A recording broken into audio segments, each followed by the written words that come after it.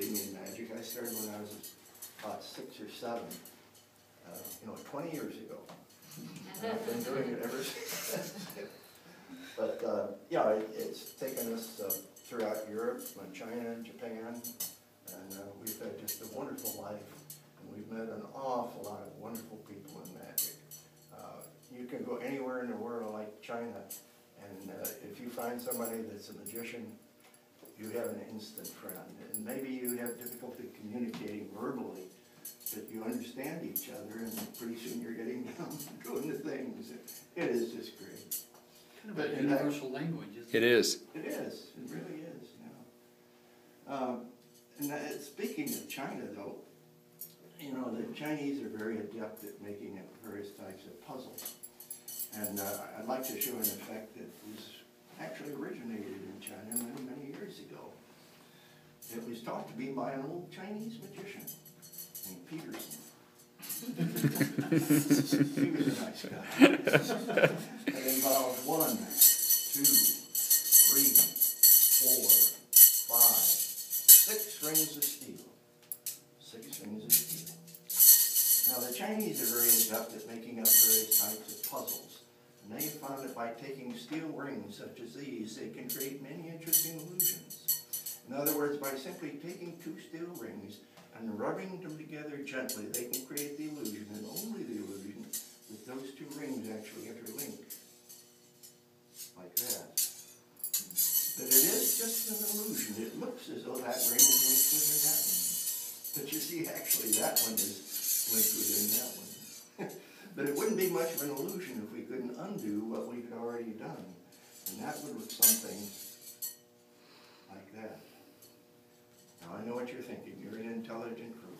You're saying, hey, if he's standing up there linking those 2 rings together, one of them must have an opening. But I'm sure you'd agree if that were true, the rings would not ring true. But you see, it all depends on a soft spot. There's a little soft spot in the steel, just about there. And if you just tap that spot, they penetrate just like that. It really isn't that difficult. All you have to do is reach through the big opening there, grab that ring, and they come apart. Just like that. 6 rings of steel. 6 rings of steel. Tonight we'll try something with ring number 1, ring number 2, and in fact we'll use ring number 3. Watch, if you will, it happens in midair. 3 rings linked together. Young man, would you mind standing up here and turn and face all the folks there? Would you take the 3 rings, examine them very carefully, make sure that there are no hidden wires, mirrors, springs, or trap doors, okay? Now, the first thing we should notice is the rings are equal size, right? Therefore, they will not pass through each other. You have 3 rings linked together. I'll try to catch up. There's 1, there's 2. Oh, and there's number 3. Sir, would you just hold your rings like so, please? That's fine. Now fold this one up 42 degrees to the left. Swing that one out 63 degrees to... It's hard to follow, isn't it? But just swing them together, rub gently, pull easily, and they come apart. Just like that. Okay? Oh, having a little trouble? You know what the problem is? It's too many to start with. Okay, may I have those 3? Would you take those 2, hold them like a steering wheel, very tight between both hands. Both hands, right, now, blow right there and pull them apart. Oh, you got it now. You know, they're practicing. Very good, sir. Very good. Look, there's ring number 1, there's 2, there's 3, and oh, there's number 4. If we don't like this one on the bottom, we'll remove him from the top, just like that. Ring number 4 we'll place down on the bottom over here, right about there. If we can link the rings in 3 places, we should be able to link them in 4. If we can link them in 4, we should be able to link them in 8. Something like that. How are the rings there? Is it solid steel? Good. What a testimonial. Thank you very much.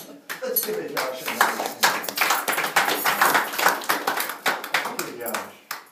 Ring number 5 we'll take and add right over here, just about there. That will add him right to the left side, right about over here. Just about there. There we go. Ring number 5.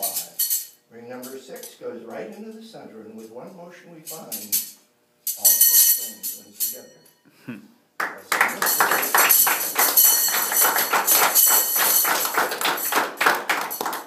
I know what you're thinking.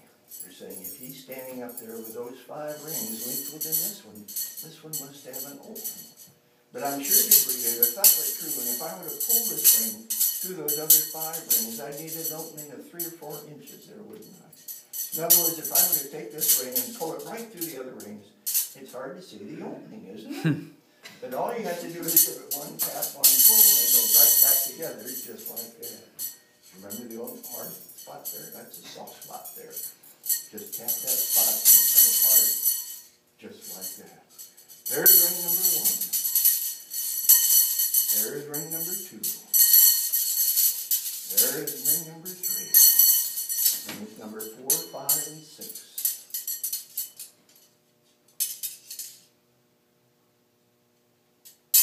And that's the mystery of the Chinese linking rings.